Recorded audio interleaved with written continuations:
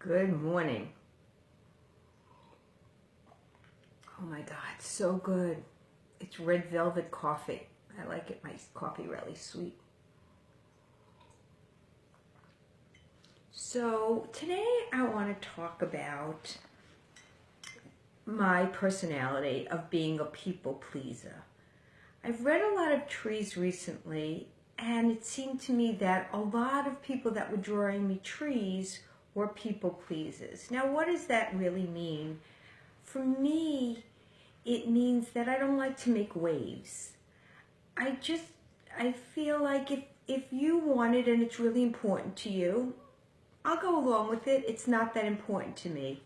The problem is that I kind of gave away my understanding of what really is important to me, except for my top three. Like my children and my husband and my family, they really come first. And for them, I would do anything. But everything else, I'm like, nah, I don't know. I don't really care. It doesn't really matter. And after a while, I realized that I gave up my right to choose because I no longer know what I want in so many areas.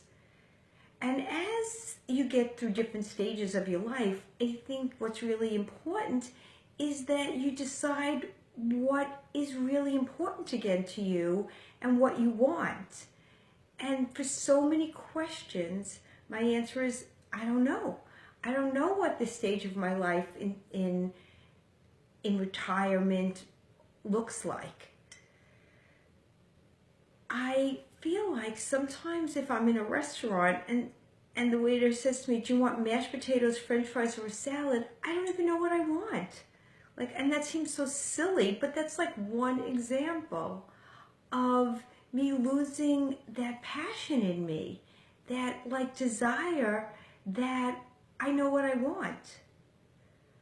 Because in so many ways, I didn't want to seem like I was demanding. I didn't want to seem needy. Like a whole bunch of things I tied into asking for what I want. And unfortunately, you get to a point where I don't even know what I want. In the big areas of my life, where do I want to live in my future? What do I want to do in my future? How do I want to be in my future? All of those things I lost, and that's what I'm trying to gain back.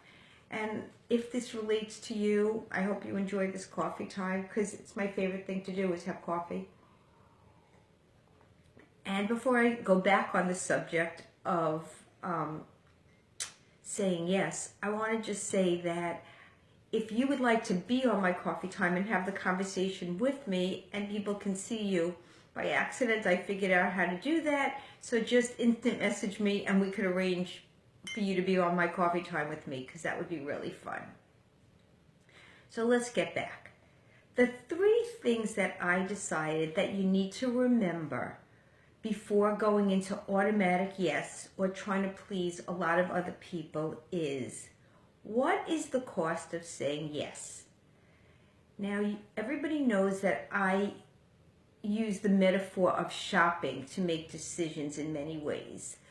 But when I go into a store to buy something, if I don't know the cost of it, then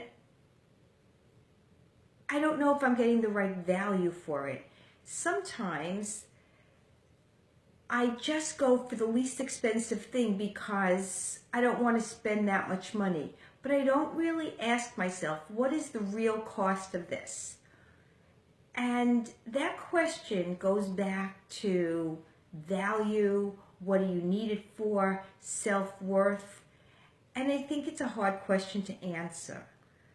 The other question is, what is the cost of me saying no? Because sometimes when you're in a store and you're going to buy something, it's your opportunity. And sometimes in life, when somebody asks you something, you say no when you should have said, let me think about it 1 minute, or ask yourself the question, why am I saying no? Is it fear getting in my way? Is it old beliefs getting in my way? So I think the first question is, what's the cost of saying yes, both emotionally, physically? If you say yes, is it going to make you too tired, too angry? If you say no, did you lose your opportunity to have this experience because you were afraid of something? And the third question is, when I make this decision, am I gaining personal power, energy, or am I losing it? Because I think so many times is that we say yes at our own expense, or at least I do. Somebody says, can you do this? Can you drive me? Can you meet me? Can you do this? Can you help me? And I say yes. And then when the time comes, I was exhausted afterwards. And I had no time to regroup after that before my next activity or commitment. So I think that as you become better at choosing, because if you choose with awareness, self-awareness, about where you play a role in the choice, you're allowed to choose. And for me, I don't really like to choose. I like to just go along, let someone else choose. One, then I don't feel responsible. And two, I don't want to be seen as like demanding or needy or any of those things. So if I just say yes, I seem easygoing. The problem is that now, all these years of being easygoing, I realize I'm not so easygoing. I do have opinions about things, and now finding them is really not so easy for me.